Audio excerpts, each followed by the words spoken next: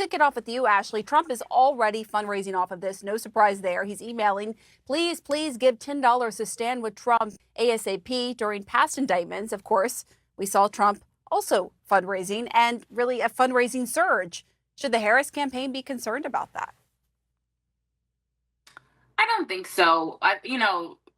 People who are supporting Donald Trump, unfortunately, even though he already has 34 felony convictions, are going to continue to give to his campaign. What I think the Harris campaign should do, though, is use this as a reminder that we are literally having a debate about whether or not a person should be elected president who tried to overthrow the election. And this indictment is a reminder for those voters who are independent, who are undecided, that if you don't want the ongoing chaos and mischievous behavior like Donald Trump, then let's not go back to him. Let's move forward with me. So I would use this as an opportunity to continue to draw the contrast. And the folks who are going to support Donald Trump so that he can pay his legal bills will continue to do that. Hey guys, welcome back. The Democrats are blatantly admitting that the ongoing indictment against Trump are nothing more than political prosecution. You've got Jack Smith, who's being used as a pawn by the Democrats to interfere with the upcoming election. The message is clear. Keep reminding everyone that Trump is a criminal and maybe he will stick. It's not just even subtle anymore. They're out in the open with it right now. This whole situation is dangerous precedent for America. It's like we're witnessing the transformation of our government into something you would expect from a banana republic. Every time Trump gets indicted, his support surges and donation pour in. Why? Because people see what's really happening here. A government trying to take down its strongest political opponent through legal prosecution.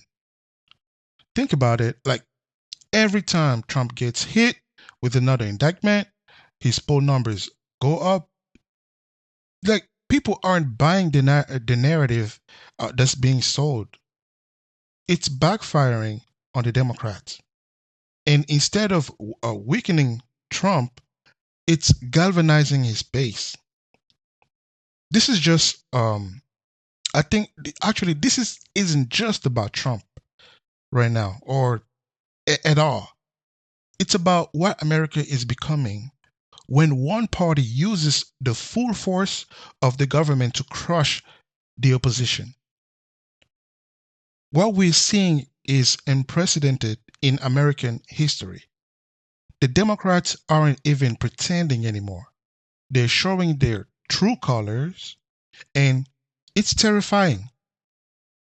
This is a full-on display of how far they're willing to go to maintain power, even if it means dragging the country into chaos. If this continues, the damage to our democratic institution will be profound. I do believe that. But here's the thing. Americans are waking up to it. They see what's happening and they're pushing back. So, David, Donald Trump is blaming Harris, saying she is pushing this. Of course, she has no control over Jack Smith, but politically, is this a lifeline for him, something to grab onto and attack when he's been so flummoxed by Harris? Listen, Pam, I think that, as Ellie and John Dean just said, that this had to be done. It's kind of mechanical for Jack Smith to continue to move along in this case. What I think it does gives President Trump an opportunity to do is perhaps maybe talk about the letter that was published yesterday or sent to Jim Jordan yesterday from Mark Zuckerberg, where he says that he received pressure to censor search terms during COVID, that the Biden-Harris administration kind of censored, maybe even in violation of the law, the First Amendment, and then was pressured to cover up and not publish the Hunter Biden story. So I think it maybe gives him a leg to kind of go there with and use it as says, I'm being persecuted here, but yet the Biden-Harris administration is doing awful things and they're getting away with it, and point to the Zuckerberg letter. Right, and the White House is pushing back on that. But, David, I want you and your audience to listen to Trump's running mate, Senator J.D. Vance, reacting to this news. Yeah, I haven't read the whole thing, but it looks like Jack Smith doing more of what he does, which is filing these absurd lawsuits in an effort to influence the election. I think it's clearly an effort to try to do more election interference from Jack Smith. He should be ashamed of himself, and it's one of the reasons why we have to win, because he should not be anywhere near power. I mean, first of all, this isn't a lawsuit. I mean, these are incredibly serious criminal charges that could hold jail time. And what does that even mean, that Jack Smith shouldn't be anywhere near power, in your view, David? Well, What we're seeing is an alarming erosion of free speech in America, especially under Biden-Harris administration. This isn't just about controlling misinformation. This is about controlling the narrative. Think about it. If you can pressure a tech giant like Facebook to suppress certain topics, what else are they willing to do? This administration is using every tool in their arsenal to stifle dissent and maintain control. Remember when the Hunter Biden laptop story was dismissed as Russian disinformation, right? Before the election? That was a prime time example of how they used their influence to shape public opinion. And now, with this letter from Zuckerberg, it's clear that the pressure came from the very top. They don't want you to think for yourself. They want you to believe what they tell you. This is a wake-up call for all Americans. If we don't stand up for our right, especially our right to free speech, we're heading straight into tyranny. But there is hope. With the upcoming election, there is a chance to restore those rights and put America back on a path of freedom.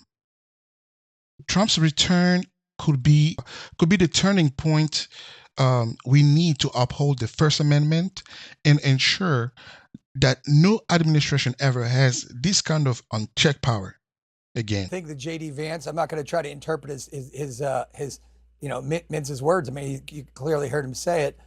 What I think he's trying to say is, Ashley pointed out earlier that Donald Trump's convicted of 34 counts in a New York courtroom. And, by all accounts, even our own Fareed Zakaria said that if his name wasn't Donald Trump, those counts wouldn't have been brought.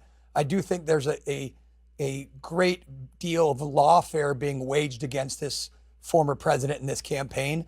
There were suits initially to keep him off the ballot in many states, 14th Amendment suits, which all failed. The suit in Georgia, the suits in New York, this suit. So a lot of people just hear white noise. They see the legal system as an extension of the political system, and it's unfortunate because there are some, in some instances, some real justiciable issues that need to be tried, but they get just matted up in this big morass of politics. It's unfortunate. What do you think about that, Harris? About that, Ashley? Because there's a large swath of Trump supporters who believe exactly what David just laid out there, right? And this could further galvanize them. Is there any concern about that each development like this, like what we're seeing today with the superseding indictment, will just further drive voters to the polls for Donald Trump? I think it's important for all of us to remember and, talk about the facts and what really happened. We all witnessed January 6th.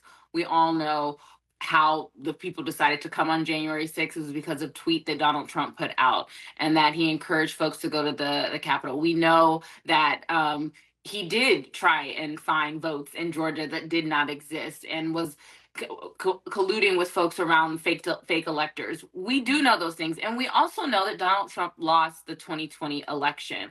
And I think that there was an opportunity. Unfortunately, probably the boat has probably sailed at this point. But there was an opportunity at some point for all of us to just acknowledge that Donald Trump lost and that he should tell his supporters that he lost. But instead, he continues to do, and now his running mate continues to sow doubt in systems that are not perfect, but in this instance are actually working, because he did do things that were very troubling, that were very undermining to our democracy. And I think most people can look at that, but when you aren't operating in facts, it can lead people to feel doubtful in systems that they don't feel like have always worked for them. This situation reeks of political persecution. Think about it. Why is it that every time Trump is targeted, it's in a democratic stronghold with judges who are, let's say, less than impartial? The Democrats are playing a dangerous game here, using the law not to seek justice, but to eliminate a political opponent. And Jack Smith, he's the hired gun in this operation. There's even some debate about whether his appointment was constitutional. The whole thing feels like something you will see in Banana Republic. Not in America, not in United States of America, not at all. It's crazy. But we have to remember and not forget Trump has a history of taking hits and coming back stronger. Every indictment, every legal battle seems to fuel his base even more. And come November 5th, I fully expect Trump supporters, MAGA folks, and conservative Republicans to turn out in droves to make sure he's back in the driver's seat. If Trump wins, I promise you, it's going to be time to clean house. Starting with firing Jack Smith, like right away, and everyone involved in the so-called investigation. You know, this is more than just a legal battle. It's a fight for the soul of our nation. And if we allow this kind of political lawfare to continue, what's next? Or who's next?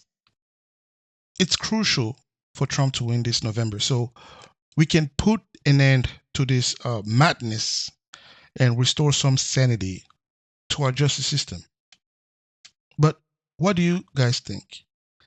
Is this just politics as usual, or are we seeing something more sinister at play? Drop your thought in the comments below, and don't forget to like and share and subscribe. Let's keep this conversation going and make sure this channel keeps growing. Thanks for tuning in.